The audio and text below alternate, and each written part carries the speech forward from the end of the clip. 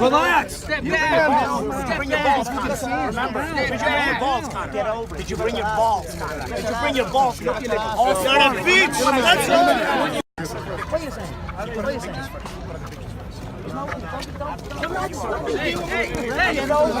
Relax. Step back. Bring your balls, Conor. Remember, did you bring your balls, Conor? Get over. Did you bring your balls, Conor? Did you bring your balls, Conor? Also on a beach. That's all. What are you saying? What are you saying?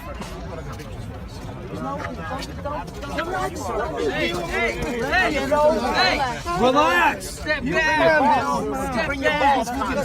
Remember, did you bring your balls, Conor? Get over. Did you bring your balls, Conor? Did you bring your balls, Conor? Also on a beach. That's all. Floyd better hope he don't run into Conor on the street. Let me tell you what, Conor, not only will Conor kick his ass, he'll kick the shit out of every one of his security guards too. So, 100%. 100%. I would love to be there when Floyd tries to slap Conor McGregor. He is scared shitless. If I decide to just fight him straight up, fuck the UFC, fuck MMA, fuck boxing, fuck sports fighting. Let's just say we fight. It'd be the easiest fight, you know what I'm saying? It'd be the easiest. 49-0, never been knocked down, never been knocked out. I know every single shot he's been hit with. I know every single shot he's been hurt with. I know southpaws have caused him a hell of a lot of trouble. I know everything. I'm fucking McGregor up too. What punk ass McGregor?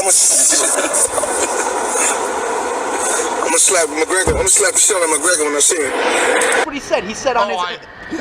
I promise you, Floyd, you will never try to walk up and slap Conor McGregor, and you know it too. I get a phone call. Hey Conor, you're fighting a Brazilian Jiu-Jitsu black belt.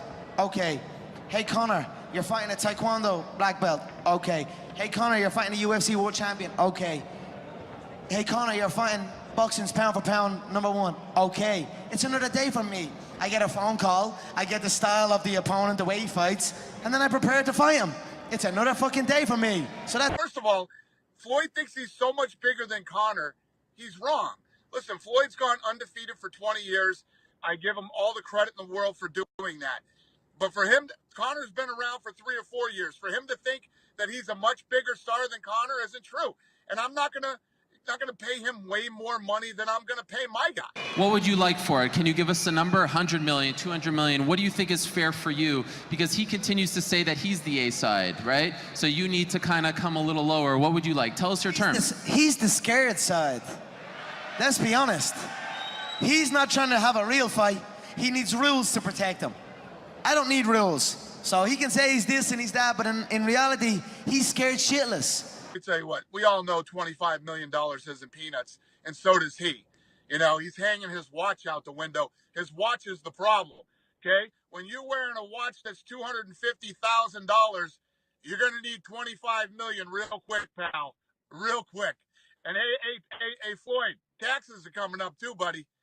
They're not on my level. They are not on my level. Roger Mayweather, I know saying fuck the Mayweathers, but Roger said, most people don't know shit about boxing. Well, Conor McGregor says, most people don't know shit about fighting. Trust me, I don't care what rule set it's under. Most people don't know shit about fighting. I'm gonna teach him about true fighting. And that's it. I land one on the dome, anywhere on the dome. He's gonna know about it. Hey man, so now you got the boxing license now. Are you gonna fight Floyd? What's he trying to get Floyd? What's Floyd gonna do? We're looking for anyone. Well, he's been talking all this. I'm the one with the numbers. We're looking for anyone. Well, he's talking all this smack about you. Into this mutant ninja to hold you. That's what's up, man. You're the man. Floyd said that he made an offer. He never made an offer. It's not true. I made an offer. Okay? So if you're serious, there's a real offer. Where do we go from here, Floyd? He's not answering the phone. Nate's a bitch. Nate's a fucking bitch. And let me tell you why. I've got the biggest, I had the biggest respect for Nate. And I still have big respect for Nick. He's out doing his thing. But when he took that phone call or that video call off Floyd Mayweather, I was like, hello, Floyd's fans. And he was Floyd's bitch that night. I was like, you fucking pussy. What's the message to Floyd? Say it right now. What's the message to him? What's the next step? Fuck Floyd Mayweather. I'ma see you soon. I'ma see you soon. He should have been on that, when he had that video call, he should have been on the other end of that line. And when Floyd was saying, you made McGregor tap out, he's like, yeah, I did. And Floyd is saying, I'm gonna finish the job. He should have said, shut your fucking mouth, I'll strangle you too. And post that everywhere. And then all of a sudden, it would have been like, fuck Floyd. It would have been me. Joined now by UFC President Dana White, who's currently in Vegas before taking off to Dallas for UFC 211. And Dana, this past weekend, you said you lost your September 16th date for a fight between Floyd Mayweather and Conor McGregor. When's your next target date for that? I don't have a targeted date for that now. That was the date that we were shooting for, provided we could get the deals done. And, you know, we're not even that far along in the process, so I guess I don't need to worry about the date anymore. Okay, well, if a date can't be arranged in 2017, do you think there's any chance we see Conor fight in the UFC this year at all? Yeah, Conor wants to fight. Conor wants to fight Floyd. Conor wants to fight twice this year. So, you know, we'll just have to see how this thing plays out. Okay, well, a superstar showdown. A lot of people are very excited for that. Now, talking about timelines, last month in Buffalo, you did say we could expect a date for the return of Georges St-Pierre within about a week. Any update on that front? Nope. Obviously, I was expecting him to fight this summer. That is not the case, so we'll see what happens. I know he recently came out and said he'd like to fight in November. You know, I like Georges St-Pierre. He's a great guy. You know, we'll see. We'll see what happens. We'll see. Well, to some other Canadian news, the UFC recently announcing UFC 216 would be held in Edmonton. What made you choose Edmonton for this year's lone Canadian pay-per-view? Well, listen, you know how I feel about Canada. I've said it a million times. Love it up there. Some of the greatest events we've ever held have been in Canada, and it's time for Edmonton. Time for Edmonton. Love it. Now, looking ahead to this weekend, you have heavyweights in the main event, Stipe Miocic versus Junior Dos Santos. Dos Santos won their first match. That went 5 rounds. You expecting a similar slugfest this time around? I don't know. It's interesting. You know, Stipe Miocic is a completely different fighter now. Since losing, you know, a close decision to Junior Dos Santos in their first fight, he's gone on and knocked everybody out. He won the world title by knockout and defended it by knockout. I think Stipe Miocic is a completely different fighter, and I don't see this going to a decision again. We'll see what happens. All right, a busy weekend ahead. Dana, enjoy UFC 211. Thanks so much for this.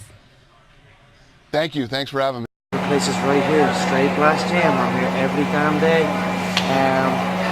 Another place where, I mean, Temple Bar is the obvious one. It's a tourist attraction for many people come over. What's your favorite bar in there? I don't know. I tell you, if you were to go to a bar, I'd probably go to the Guinness factory, you know, to learn about that. That's the Guinness Brewery is in Dublin City Centre, so that's a good place to go and visit. Me personally, I like Grafton Street. I like around the whole area. It's a really nice. Yeah.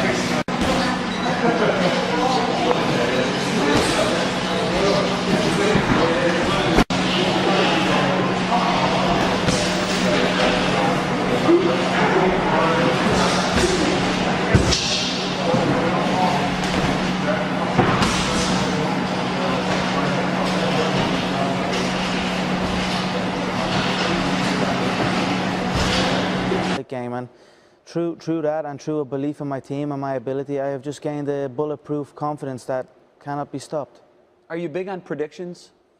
Do you usually make predictions before fights? And if so, how will it end on the 11th? I always make accurate predictions. I've predicted many contests. I've predicted my entire career, and you know, I predict the future. So for me, I have already predicted this contest. I predict 4 minutes of the first round he will be KO'd. First round. Wow. Yes, I feel that the power matched with the precision, he will not be able to take it. So 4 minutes, first round, he will be